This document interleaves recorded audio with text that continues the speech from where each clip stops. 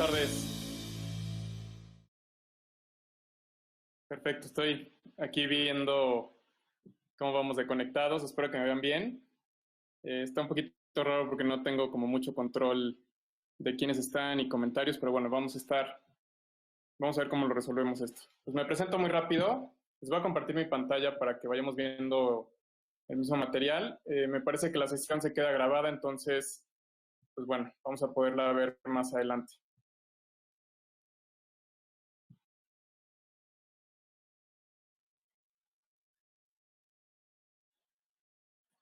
Perfecto, pues bueno, me presento, yo soy Manuel Nava, actualmente soy director de operaciones de Inversiones Cuántico. Inversiones Cuántico es un asesor en inversiones. Estamos registrados ante la Comisión Nacional Bancaria de Valores y bueno, nos encargamos de todo lo que tiene que ver con desarrollar estrategias de inversión. Estamos muy clavados en temas de tecnología, en cuestiones de inversión. Y bueno, pues me invitó y agradezco mucho a iOS Offices a dar esta plática sobre, bueno, la situación actual. Voy a hacer un rápido repaso de dónde estamos parados el día de hoy y una breve evaluación del plan que se presentó el día de ayer por nuestro presidente. Entonces, bueno, pues antes de empezar, pues me gustaría simplemente decirles, y sí me da un poquito de tristeza hacerlo, pero pues creo que lo que tenemos hoy no son muy buenas noticias. La respuesta rápida a la pregunta que pongo aquí en la primera diapositiva, si con este plan la libramos, pues yo creo que no. Y eso es algo importante tener en cuenta desde el principio, ¿no? Porque definitivamente tenemos que encontrar la forma y tenemos que encontrar pues, herramientas y medios para salir adelante de este tema, ¿no? Quiero hacer un repaso muy rápido de qué vamos a hablar el día de hoy. Si se fijan, todo lo presento como preguntas. Yo he aprendido con el paso del tiempo que las preguntas siempre nos llevan a hacer reflexiones más allá que si solamente damos respuestas. Entonces, para mí es muy importante que hablemos de preguntas. Y bueno, tengo básicamente estas 6 preguntas, ¿no? ¿Y cómo empezó todo? ¿Y el petróleo qué? ¿Y nos agarra bien parados? Ah, me dicen que no se ve la presentación. A ver, déjenme ver. Déjenme ver qué hago y si no, pues nos la echamos así un poquito a capela. No sé, Jesus, ¿me puedes decir? Lo vuelvo a intentar a ver si se ve.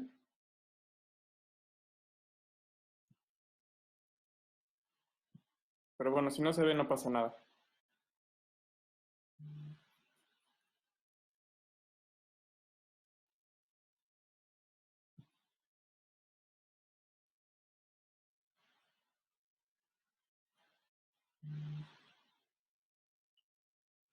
Ajá, algo está fallando. Se veía perfecto. Ah, pues es que no hice nada diferente. ¿Quién sabe qué pasó? ¿Ya se ve? Ah, perfecto. Ah, muy bien, muy bien, muy bien. Pues quién sabe qué era.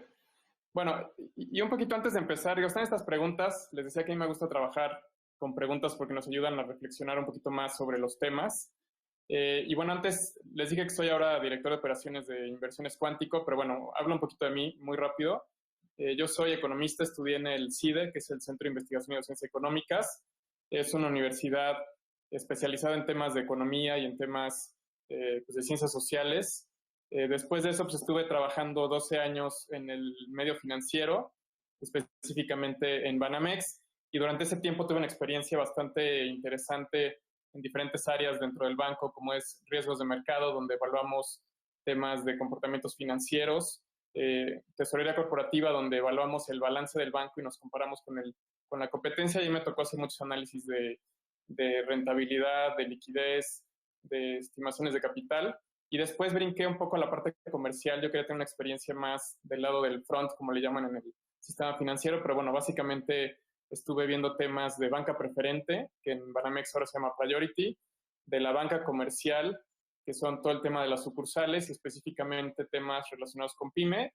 Y mi última función estuvo relacionada con promoción de productos de tesorería, específicamente tipo de cambio.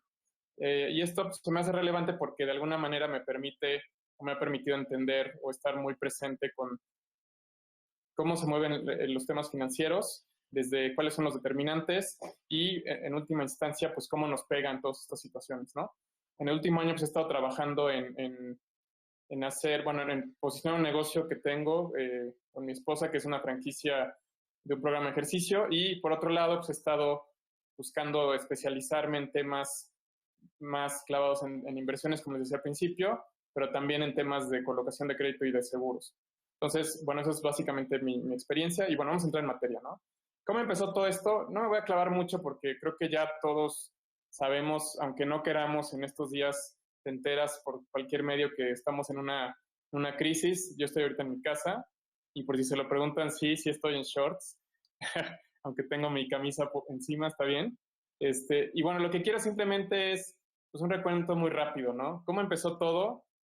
Pues empezó cuando China, el 31 de diciembre del 2019, alertó a la OMS sobre la existencia de un virus raro, una neumonía típica que no entendían cómo se estaba originando y pues que no la podían controlar.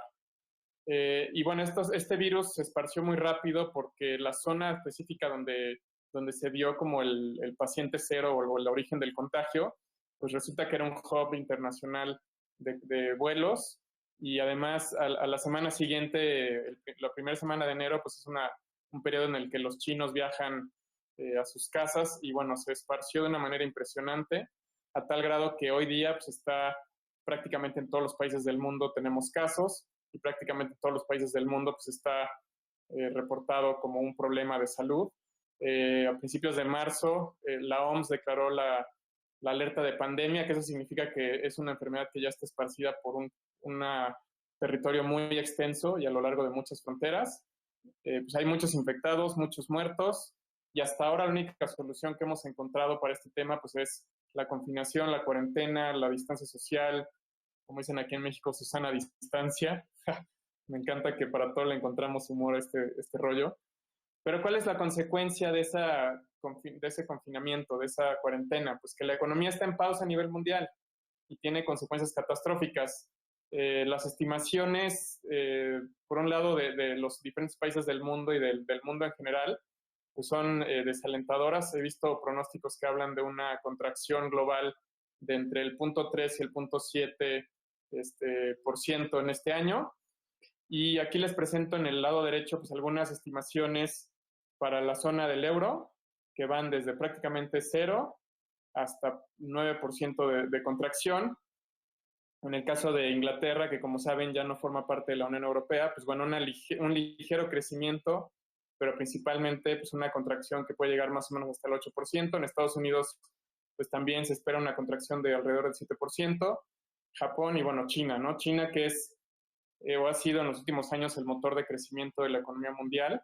Se ha estado desacelerando últimamente, pero pensar en una contracción de la economía china yo creo que sí es algo que nos debe preocupar, sobre todo porque en los últimos años China se ha vuelto como la fábrica del mundo. Entonces, esto significa que el efecto que se espera de haber parado la economía durante varias semanas, pues nos pega en todo el mundo por las básicamente cadenas de suministro que existen.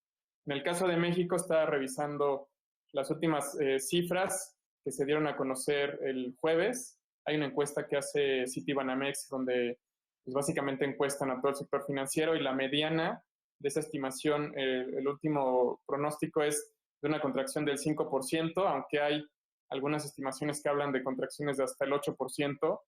Y solo para ponerlo en contexto, en la crisis del 2008-2009, la economía se contrajo 6%. Entonces, lo que se quiere decir es pues, que esta pandemia o esta crisis puede ser incluso más fuerte que la del 2008 y si los efectos se mantienen podría ser incluso peor que el peor número registrado que es cuando se dio la Gran Depresión, que fue hace poco más de un siglo, y bueno, no, perdón, poco menos de un siglo, por ahí de 1930, que fue del 14%. Entonces, eso significa que sí es una situación muy grave, ¿no?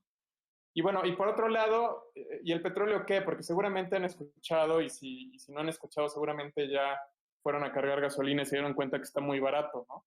Y aquí les puse incluso, pues a mí me cuesta menos llenar el tanque hoy, entonces eso suena como algo bueno.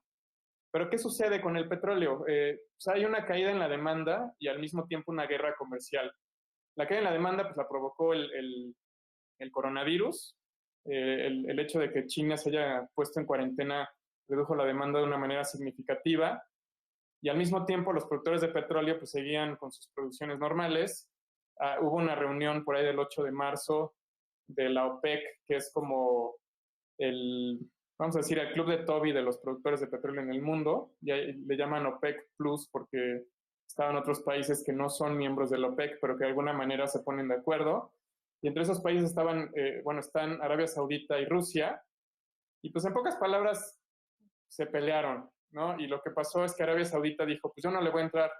Bueno, lo que proponían era un recorte en la producción, porque obviamente con la caída en la demanda, pues los precios estaban empezando a disminuir. Pues como saben, cuando hay menos demanda de un bien o de un servicio, pues su precio normalmente cae para tratar de incentivar su consumo. Pero bueno, en ese contexto, Arabia Saudita dijo, pues yo no quiero recortar mi producción, es más, pues yo la voy a aumentar y no me importa lo que suceda, ¿no? Sabiendo que con eso pues iba a provocar un desplome en los precios. Y el desplome en los precios fue brutal. Nada más para que se den una idea, la mezcla mexicana de exportación, que es como nuestro producto estrella, que en realidad es una combinación de varios tipos de petróleo mexicano, se cayó casi 60-70% en estas últimas semanas. Los precios internacionales de los tipos de petróleo en el mundo pues también se cayeron pues por ahí de 30-40%, y hoy todavía tenemos, pues hay muchísima incertidumbre sobre qué va a pasar con los precios del petróleo. Y bueno, ¿esto es bueno o es malo para México? Porque por un lado, pues baja la gasolina y eso es bueno porque pues, finalmente nos cuesta menos dinero llenar el tanque. Si lo piensan en términos de distribución de bienes y servicios, pues también es algo positivo. Aunque cabe recalcar que el diésel no ha disminuido tanto de precio como la gasolina Magna o Premium, ¿no? Si lo han notado en alguna de las gasolineras, eso es algo interesante porque resulta que el diésel es un poquito más complicado de producir y por lo tanto no ha bajado tanto de precio. Entonces, eso por un lado es bueno, aparentemente, incluso el gobierno nos lo ha tratado de vender como que es algo que propició para ayudarnos. Ahorita entramos un poquito más en ese tema, pero por otro lado, no es tan bueno porque al día de hoy el 17% de los ingresos del gobierno dependen de las exportaciones de petróleo.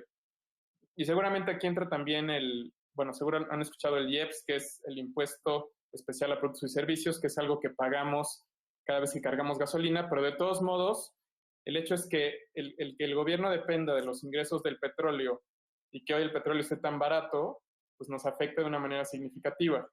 Además, afecta en la perspectiva que se tiene sobre la posibilidad de México de cumplir sus obligaciones. O sea, en pocas palabras, si el precio del petróleo cae, que es uno de los componentes más importantes del ingreso del gobierno, cuando nos están viendo desde afuera nuestros acreedores, pues dicen, híjole, pues este cuate que está teniendo broncas para generar ingresos porque el petróleo vale menos, pues a lo mejor le va a costar más trabajo pagarme. Y si alguno de ustedes ha visto en las noticias en las últimas semanas, pues hemos tenido un problema ahí con las calificadoras porque han empezado a degradar la calificación. Eso tiene que ver muchísimo con el precio del petróleo, pero también tiene que ver con la expectativa que se tiene sobre la capacidad del gobierno de poder cumplir las obligaciones en el futuro. Y eso tiene más que ver con cuestiones de confianza y tiene más que ver con cuestiones de cómo están evaluando los analistas la toma de decisiones del gobierno mexicano. Entonces, eso es importante. Y bueno, ¿y cómo nos agarra toda esta situación? Nos agarra bien parados. Por ahí dijeron que esta situación nos caía como anillo al dedo, ¿no? No sé qué opinan ustedes de eso, pero bueno, es desde mi punto de vista un comentario desafortunado. Nos agarra bien parados, pero la verdad es que no. Nos agarra con una economía estancada y con un sector de salud débil. Y hay que entender algo muy claro, ¿no? La 4T, o así como se denomina el gobierno de López Obrador, tiene prioridades entre las que están disminuir la corrupción y primero los pobres, ¿no? Y el desempeño económico pues parece que está relegado a un segundo término. Y sobre todo aquí tengo un comentario importante porque disminuir la corrupción es algo bueno. Yo creo que es algo que todos pedimos y es algo que en muchos indicadores a nivel internacional nos tienen muy mal parados. Sin embargo, es importante entender que no es nada más el hecho, sino cómo lo haces, ¿no? Y aquí les puse unos cuantos bullets de qué implica o dónde estamos parados con respecto a ciertas decisiones que se han tomado. La primera, obviamente, es la cancelación del nuevo aeropuerto de la Ciudad de México, que eso ocurrió incluso antes de tomar posesión, mediante una consulta que seguramente todos se acuerdan cómo fue y el resultado de la consulta. En segundo lugar, pues bueno, las obras prioritarias que nos ha vendido el gobierno y que, bueno, son parte de su estandarte, que son el aeropuerto de Santa Lucía, que reemplaza el aeropuerto de Texcoco, la refinería de Dos Bocas y el Tren Maya. Que bueno, estas obras por sí solas, vamos a decir, no tienen ninguna implicación. Quizás Dos Bocas sí, ahorita comentamos un poquito más sobre eso, pero bueno, las otras pues son obras, ¿no? Finalmente podemos decir lo que queramos sobre si están bien, si están mal, el impacto ecológico, que obviamente es importante, cualquier otra cosa. Pero bueno, lo importante es saber que esas obras son prioritarias y aparentemente hasta el día de hoy no se tocan por ninguna razón, ¿no? Otra cosa que sí se me hace grave es la cancelación de programas sociales y el cambio por esta idea de transferencias directas. Hay mucha literatura económica al respecto sobre la importancia que es tener programas sociales con un tema de fondo. O sea, y aquí no me voy a clavar mucho, lo único que quiero transmitirles es que no es lo mismo darle el dinero en la mano a una persona que desafortunadamente no tiene la posibilidad de elegir correctamente en qué gastar ese dinero, que desarrollar todo un programa social donde tengas componentes de salud, componentes de educación, componentes de desarrollo comunitario y que de alguna manera busques con ese programa ayudar a estas personas a mejorar su calidad de vida de forma integral. Si el gobierno aducía que tenía que cancelar estos programas por un tema de corrupción, me parece que lo correcto hubiera sido atender el tema de corrupción que está en las personas, por decirlo así, a lo mejor revisar las partes del programa que no estaban funcionando correctamente y trabajar sobre eso. Sin embargo, la visión que tiene nuestro gobierno es que todo lo que se hizo antes está mal y bueno, y está tratando de hacer desde cero todo, ¿no? Y esto nos pega también en la parte de la salud, porque tenía esa misma visión, el modelo anterior estaba mal, teníamos una cosa que se llamaba seguro popular, que igual podemos discutir si era bueno, si era malo, pero tenía ciertas cualidades y el gobierno, en lugar de construir sobre esas cualidades, decidió echarlo a la basura y empezar algo nuevo. Seguramente leyeron a principios de año que fue una pesadilla cuando se hizo esa transición porque no hay reglas de operación, porque no queda claro cómo se va a aplicar, porque había un fondo de enfermedades catastróficas y ya no existe. Y entonces hay muchas lagunas en ese sentido y es parte de la explicación de por qué nuestro sistema de salud, incluso antes del coronavirus, está tan deteriorado. ¿A qué nos llevó todo esto? Pues a que en 2009 tuvimos una contracción de menos 0.01, que lo único relevante sobre eso es que normalmente nuestro desempeño económico está muy ligado a lo que le sucede a Estados Unidos, que es nuestro principal socio comercial. Y es una de las primeras veces, una de las pocas veces en los últimos, no sé, tal vez 15, 20 años, en que nuestro desempeño no se liga al de Estados Unidos, y en Estados Unidos tuvimos un crecimiento de más del 2% el año pasado. De hecho, fue 2.7%, y bueno, fue una noticia fantástica del desempeño económico en Estados Unidos, y aquí pues una contracción. Y bueno, algo importante que comentar es que el gobierno actual tiene una idea sobre la disciplina fiscal y sobre este tema de la austeridad republicana y sobre esta idea de pues, que no puede haber gobierno rico con pueblo pobre, y eso lo lleva a tratar de apretar el cinturón en todos los aspectos. No necesariamente es algo malo, sin embargo, pareciera como que están tratando de acaparar la mayor cantidad de recursos posibles y que las están destinando solamente en dos aspectos: sus obras prioritarias y estas transferencias directas que están haciendo, ¿no? A través de las becas a los jóvenes, a través de las ayudas a los adultos mayores, a través de programas como Sembrando, ¿cómo se llama? Sembrando Vida. Y bueno, y el otro tema importante que también tuvimos el año pasado fueron pérdidas históricas en Pemex. Entonces, esto es muy relevante porque Pemex ya viene, y igual podremos discutir si fue por los gobiernos anteriores, si fue por un tema de operación, pero el hecho es que el año pasado Pemex tuvo las pérdidas más grandes que ha tenido en su historia. Una cantidad, la verdad, estratosférica, que va de entre los 18,000 millones de dólares y los 34,000 millones de dólares, dependiendo si consideramos o no pasivos laborales. Pero bueno, es una cantidad estratosférica que tiene a Pemex en una bancarrota técnica que si no es porque el gobierno le mete y le mete y le mete dinero, pues bueno, Pemex no sería para nada rentable, es más, ya no debería existir, ¿no? Pero bueno, ese es otro rollo. Y el último tema pues, es la cancelación de la planta en Mexicali de Constellation Brands, que, bueno, otra vez, por medio de una consulta, deciden cancelar esta planta que ya tenía todos los permisos, otra vez hablando de corrupción y otra vez generando pues, un tema de expectativas y de confianza pues muy negativo, ¿no? Entonces, ¿nos agarra bien parados? Pues no, la verdad es que no. Y bueno, ¿y qué están haciendo los demás países para enfrentar esta crisis, ¿no? Pues lo que están haciendo son dos cosas generales que, bueno, desde el punto de vista de la economía, son como los dos pilares de la teoría económica. Uno es la política monetaria, que básicamente es lo que hacen los bancos centrales. Los bancos centrales son estas entidades que existen en cada país, y en el caso de la Unión Europea hay un Banco Central Europeo, que dictan ciertas acciones que principalmente tienen que ver con un tema relacionado con la inflación, o sea, tienen mandatos específicos, que es proteger la inflación, o sea, que no se disparen los precios, y en algunos casos tienen un mandato dual que tiene que ver con apoyar el crecimiento de la economía. Entonces, ¿qué están haciendo los bancos centrales o cuáles son las acciones de política monetaria? Están disminuyendo tasas de interés y están inyectando liquidez al mercado. ¿Esto qué significa? Están comprando bonos del gobierno para meterle dinero a la economía. Y están funcionando como un prestamista de última instancia, que esto es algo muy importante porque le permite a los bancos comerciales en los diferentes países tener liquidez y en ese sentido tener la capacidad de prestar dinero pues, a la economía en general, ¿no? Sean personas, sean empresas, sean créditos hipotecarios y demás. Estos tres temas son importantes, es lo que está haciendo desde el lado del Banco Central, la política monetaria. Ya yo diría que México está haciendo algo más o menos en línea con lo que están haciendo los demás.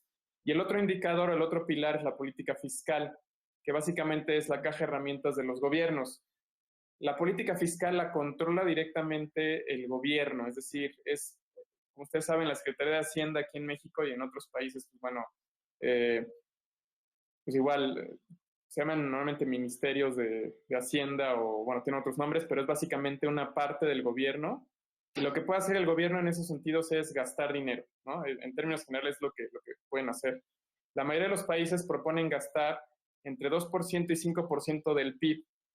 Estados Unidos se la voló y está proponiendo un programa de apoyos que representa aproximadamente el 10% del PIB de Estados Unidos. Entonces, imagínense esa cantidad de dinero, son 2 millones de dólares. Ni siquiera sé cuánto es eso, pero es un chorro de dinero que le van a inyectar a su economía, que van a gastar en diferentes temas y sobre todo buscando enfocarlo a dos aspectos específicos. Uno es a la salud, es decir, pues todo lo que tenga que ver con equipamiento de hospitales, con equipo de protección, con asegurarse que haya camas suficientes, con que haya personal médico suficiente. Estamos viendo en algunos países como Italia y España principalmente que los sistemas de salud están desbordados completamente. Lo que se está buscando pues, es asegurarse que ese sector tenga todos los recursos disponibles para atender la crisis a como dé lugar. Por otro lado, están apoyando a los negocios y a las familias afectadas por la crisis. En algunos países, por ejemplo, Canadá o en el mismo Estados Unidos, está literal mandándole un cheque, no sé si sea literal en físico o bueno, una transferencia, a todas las familias de esos países que pudieran estar afectadas por la crisis. Es más, en algunos lugares están mandándole un cheque a todas las familias del país. ¿Por qué? Porque de alguna manera el efecto principal que tiene el detener la economía por completo es que no fluye el dinero en la economía. Entonces, al inyectarle dinero a la economía de esta manera, lo que consiguen es que sigamos consumiendo y eso permite que no sea tan grave el efecto, ¿no? Y por otro lado, están haciendo un diferimiento en el pago de impuestos y en la condonación de ciertos servicios públicos, como es el agua, como es la luz, como es pues algunos servicios adicionales que presta el gobierno. Y bueno, y sobre todo, y lo más importante, es el diferimiento de pago de impuestos. Algunos países están proponiendo dar unos créditos fiscales que básicamente equivalgan a lo que la empresa o el negocio reportó el año pasado y bueno, se lo está prestando el gobierno como una medida de liquidez para poder enfrentar este tema, bueno, que esperamos que sea temporal, ¿no? ¿Y nosotros qué estamos haciendo? ¿Cuál fue el plan? ¿Qué fue lo que presentó ayer el gobierno federal? Pues básicamente nos habló de 4 temas principales el presidente y sí quiero decir que desde mi punto de vista, y he estado leyendo pues, varios análisis en estas últimas horas, desde ayer, sobre la evaluación que se hace del programa o del plan que se presentó, y la verdad es que desafortunadamente dista mucho de ser un plan de apoyo. Si alguien vio el anuncio de ayer, pues fue más bien como otra vez, pues a mí se me hizo como si fuera un discurso, ¿no? Un informe de gobierno de lo que ha hecho el gobierno hasta ahora, y la visión que tiene el gobierno es que eso va a ser suficiente para poder paliar la crisis, ¿no? Los 4 temas en los que se está enfocando pues, es en sus programas sociales y transferencias monetarias, pues está buscando incrementar programas actuales, y aquí le estoy poniendo este versus, que es un poquito el análisis o la evaluación que estoy haciendo yo y que de alguna manera estoy tomando ideas de las análisis que he leído en estas horas.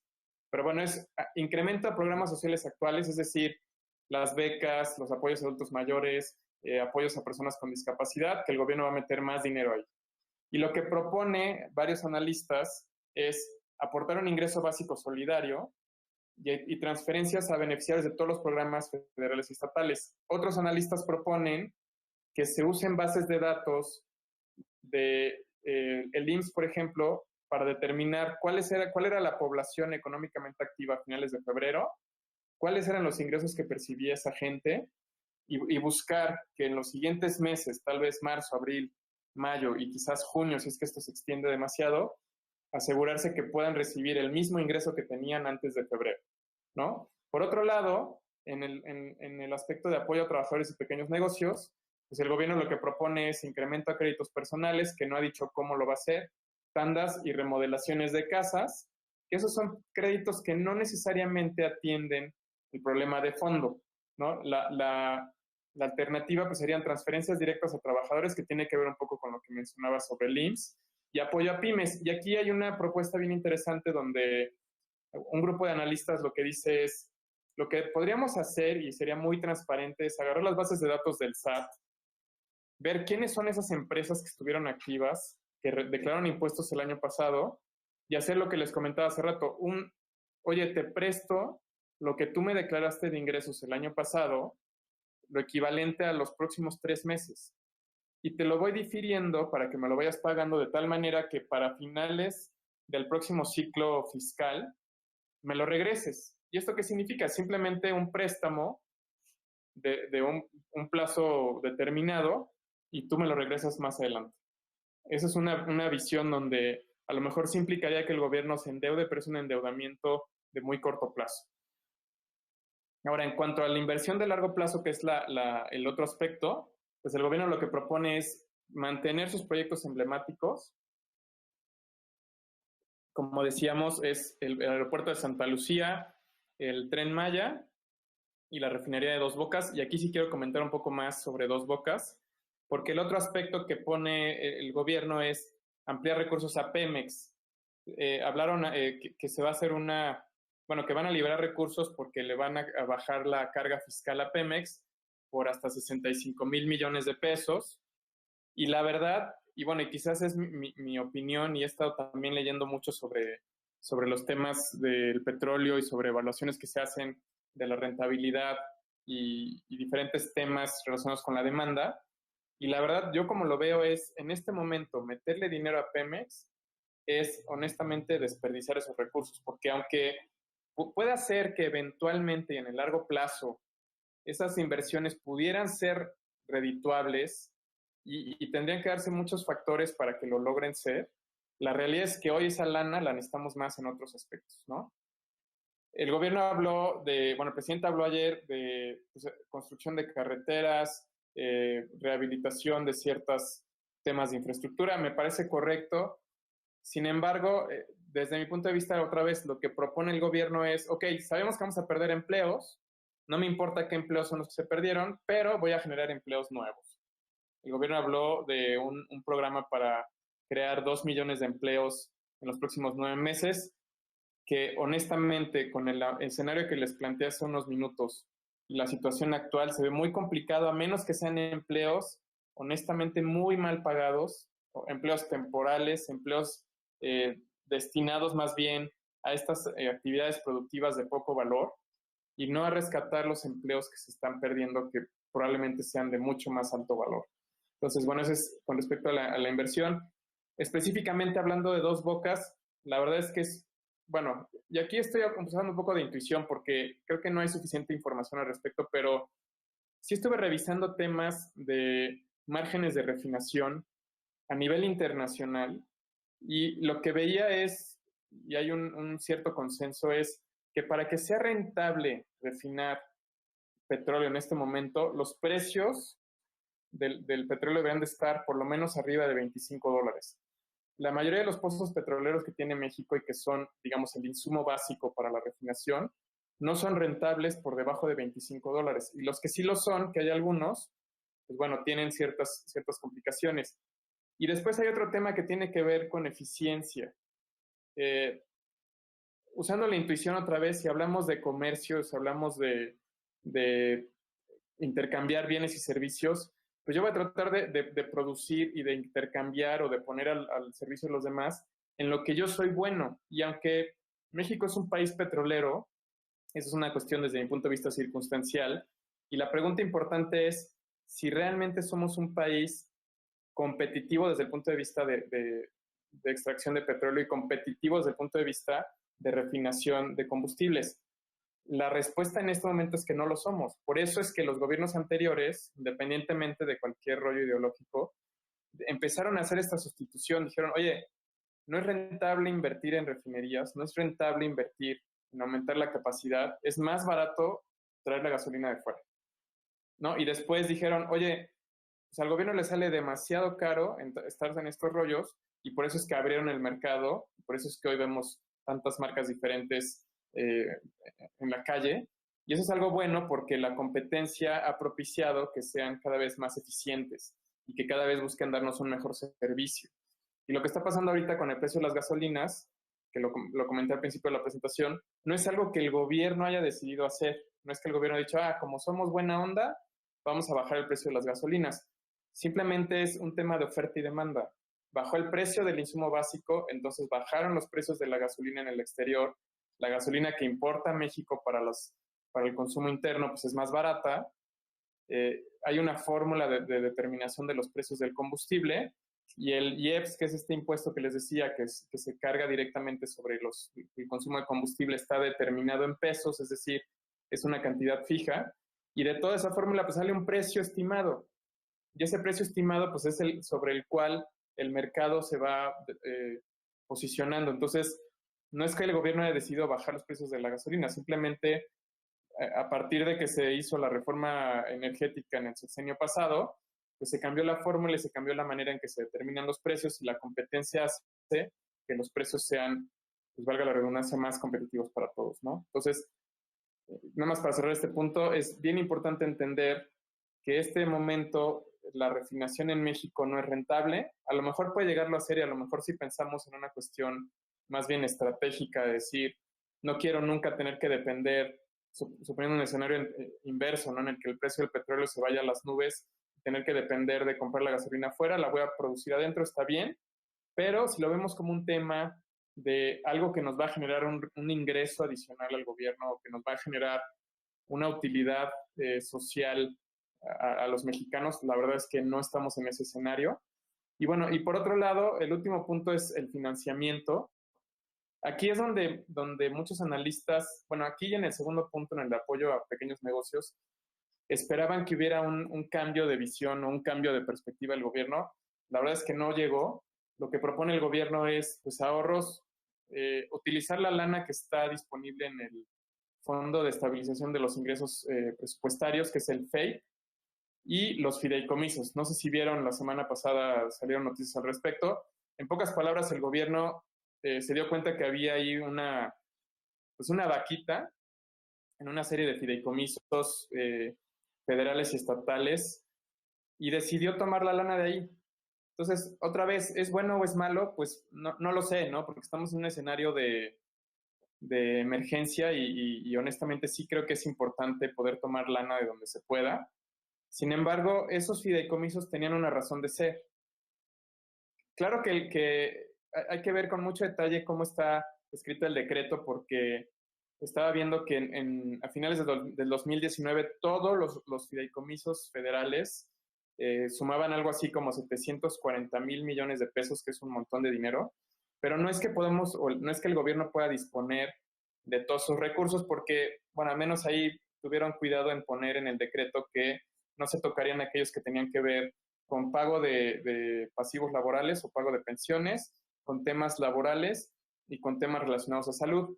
Entonces, he estado viendo ahí varias estimaciones, más o menos coinciden los analistas en que lo que sí se podría utilizar es algo así como 180,000 millones de pesos, que bueno, habría que ver y lo preocupante de este tema es que se vuelve una cuestión discrecional, o sea, los fideicomisos son entidades legales que se constituyen con un objetivo muy claro y muy específico y los recursos o los bienes que están dentro de ese fideicomiso solamente se pueden utilizar para eso. Un ejemplo muy simple es un fideicomiso de construcción donde pues, la gente mete dinero y ese fideicomiso la lana de ese fideicomiso solo se puede utilizar para el proyecto de construcción que está estipulado en el contrato. El otro tema es que los fideicomisos también, la parte negativa, por decirlo así, es que se prestan para un tema de opacidad en el uso de los recursos porque, aunque se puede ver que existe un fideicomiso y el saldo de dinero que está dentro del fideicomiso, no necesariamente se tiene acceso a la información del uso que se le dará a ese recurso. Pero bueno, al menos se tiene estipulado. En el otro lado, o la alternativa que es lo que estaríamos viendo ahora es, pues el gobierno, ¿no? Es el que deba decidir cómo se va a utilizar ese dinero. Y no es que esté mal, porque no estoy diciendo que el gobierno sea malo, que el gobierno actual tenga malas intenciones. Sin embargo, lo deja otra vez eh, en manos de esa persona que está ahí.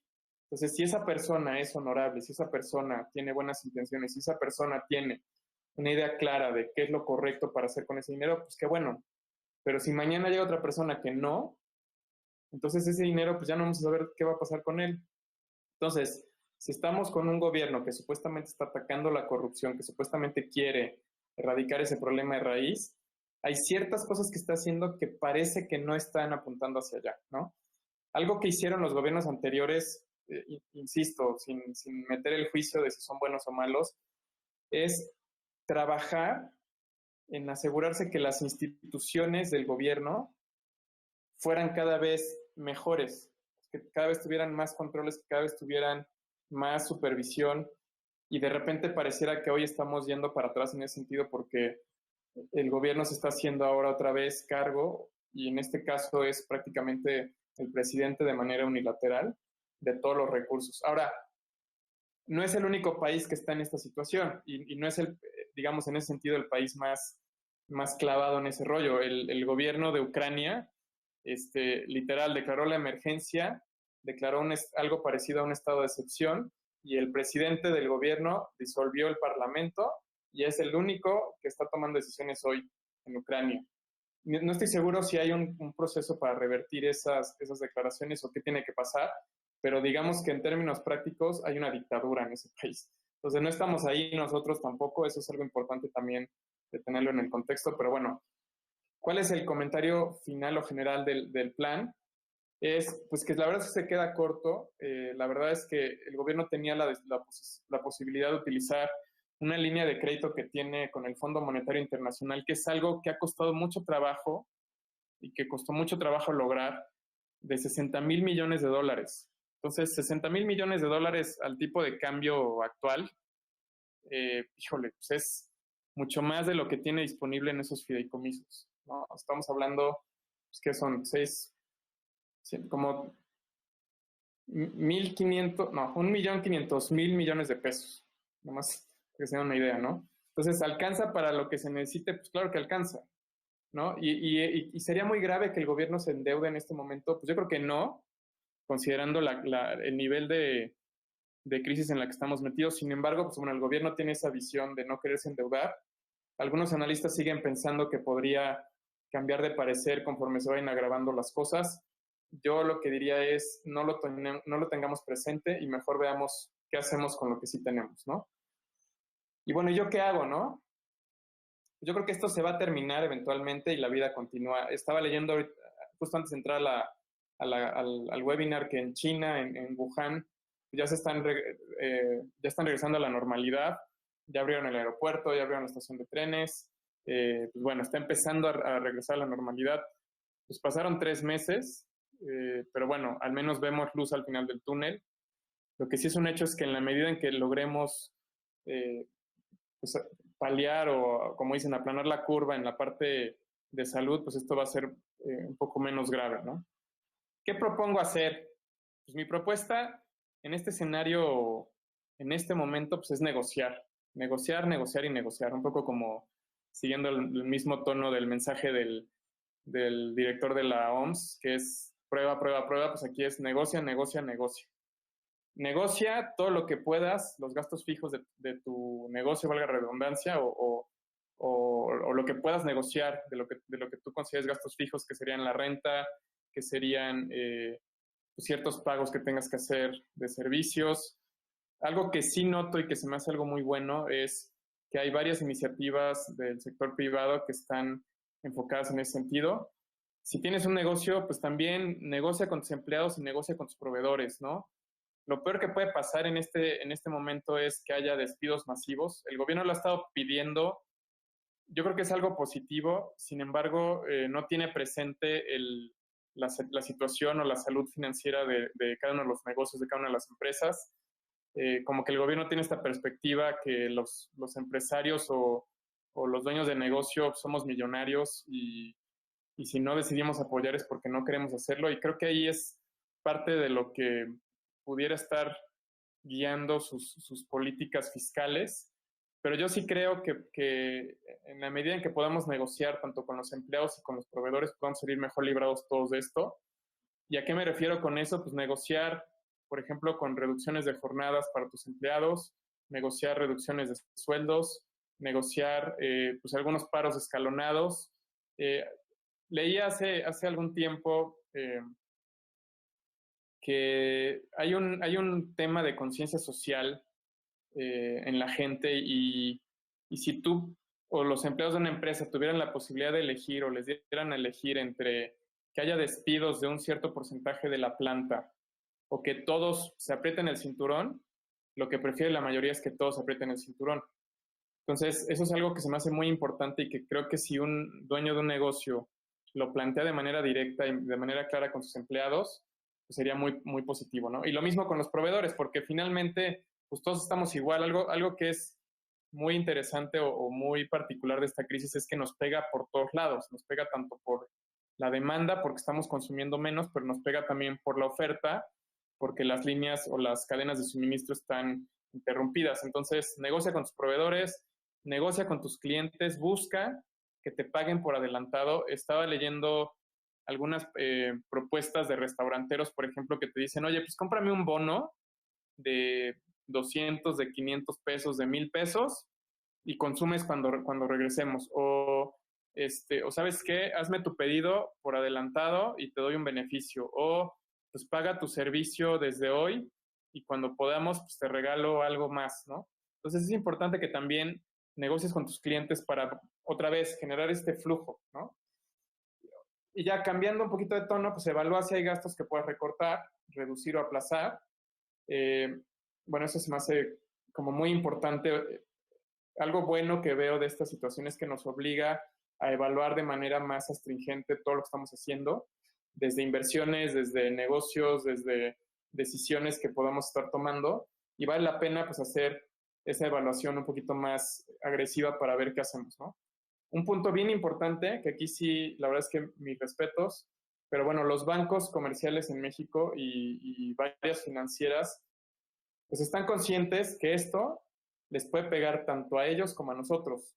Entonces, muchos bancos, es más, yo creo que todos, según yo, pero bueno, revisa con tu banco si ofrece algún beneficio La mayoría de lo que están ofreciendo pues, es diferirte los pagos 4 meses por lo menos, algunos lo están haciendo hasta 6 meses, y eso la verdad es que te da oxígeno puro, porque implica que no vas a tener que pagar nada en los próximos meses, y además pues, no vas a tener consecuencias ni de buró de crédito, ni de intereses moratorios, ni nada. Otro punto es buscar alternativas para generar ingresos adicionales.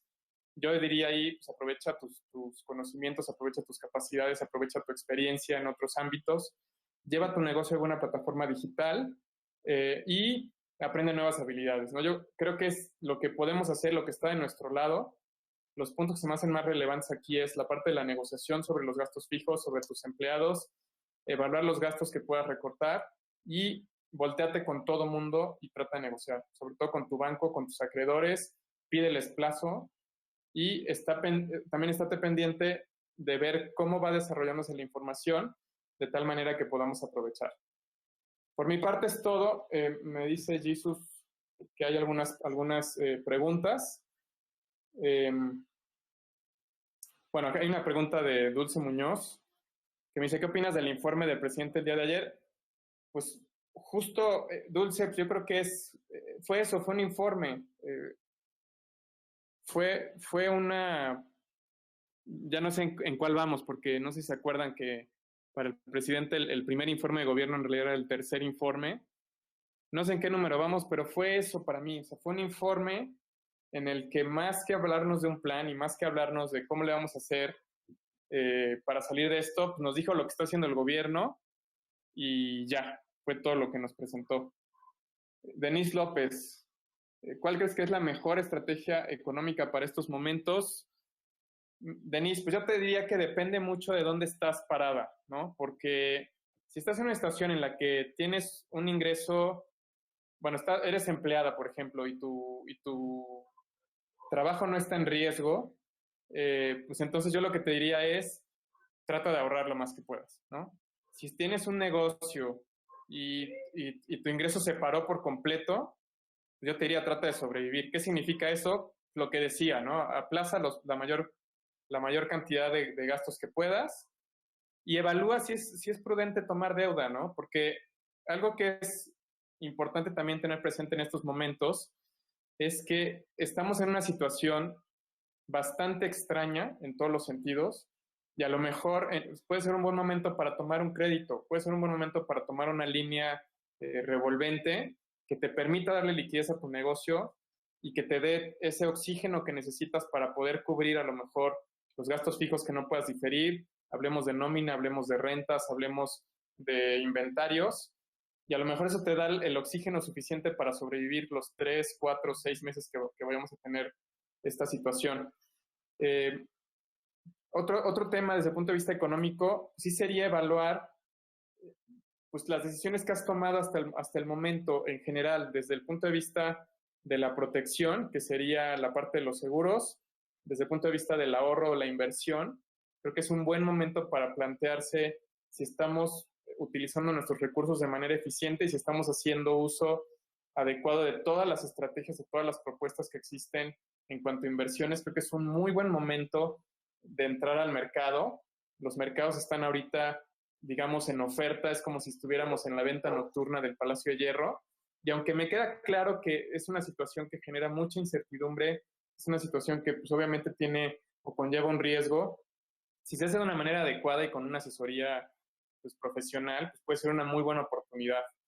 Yo diría que esos serían mis dos comentarios generales de mí sobre cuál es la mejor estrategia económica para estos momentos. No sé, Jesus, si tenemos alguna otra pregunta.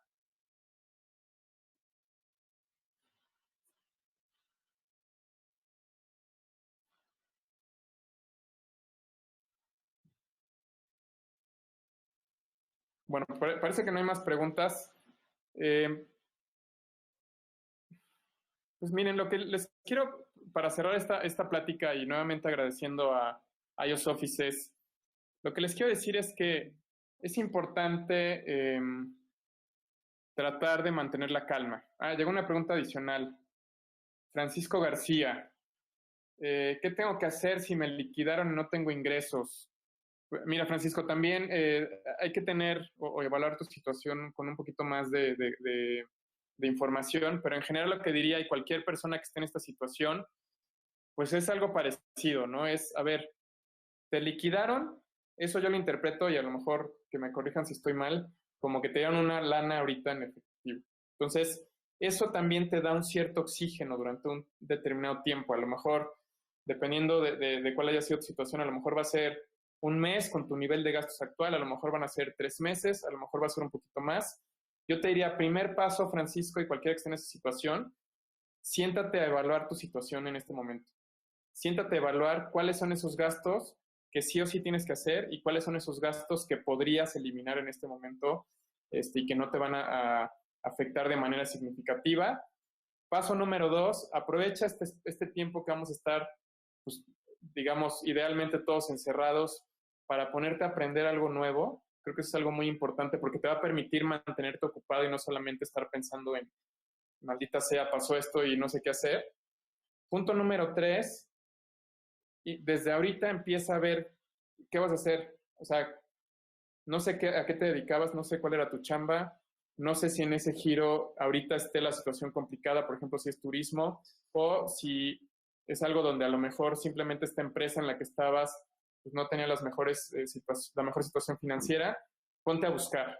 Ahí te recomiendo mucho a Francisco y a cualquiera que esté en esa situación que entren a LinkedIn o LinkedIn, como quieran decirlo. Es una herramienta súper buena porque te permite no solamente posicionar tu perfil, sino conectar con gente que esté en el mismo giro en el que tú estabas o que esté en diferentes giros y que te pueda dar una oportunidad de ampliar tu horizonte.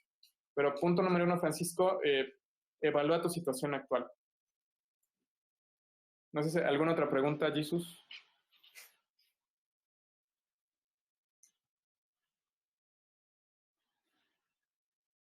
Bueno, pues creo que no. Nuevamente les decía, yo lo que los invito y las invito es pues, a mantener la calma. Yo sé que todos los días, sobre todo si están ahorita haciendo o están encerrados en su casa como yo, de repente es muy estresante, te genera mucha ansiedad estar aquí y no saber qué pasa y de repente no entender qué sigue, ¿no? Yo lo que les diría es, tengan mucha paciencia, tómenselo con calma, traten de mantenerse activos, traten de aprovechar el tiempo, si están haciendo home office, traten de apegarse a una rutina, si están pues simplemente en sus casas, traten de aprender algo. Hay muchísimas herramientas en internet, hay muchísima información, libros, audiolibros, incluso documentales en YouTube que les pueden ayudar a aprender algo nuevo. Creo que esta es una muy buena oportunidad en ese sentido para reinventarnos. Y bueno, y no sé exactamente cómo se puede hacer, pero pues también me pongo a sus órdenes para cualquier tema que les interesara tratar sobre lo que vimos en esta presentación o sobre cualquier tipo de asesoría en el ámbito financiero, tanto inversiones, temas de seguros y temas también de financiamiento. Bueno, pues soy Manuel Nava, les agradezco mucho el tiempo que estuvieron con nosotros y nos vemos muy pronto.